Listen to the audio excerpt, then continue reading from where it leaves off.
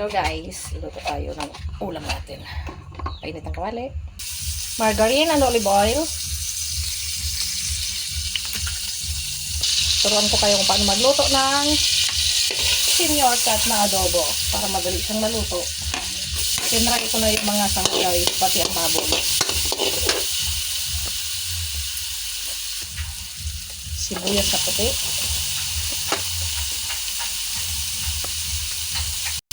Paminta, dry oregano, ang baboy na pinaiga. Niluto ko na siya kanina. Pinakuluan at pinagmantika. Kalamansi.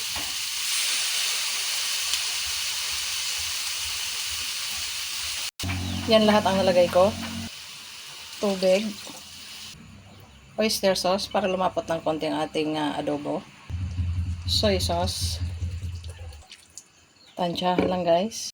Hindi ako nagme-measure ng tinatansya ko lang. Sanay ako sa tansya. And then, ito. Pangpalasa.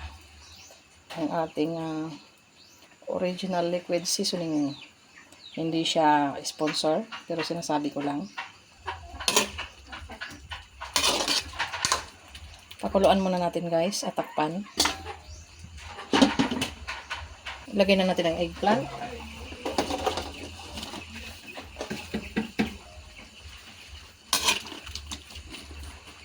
Yan. Simmer ulit. Takpan. Ang ating olive. Nor cubes. Fried potato. Daon ng sibuyas, bell pepper. At i-mix natin guys.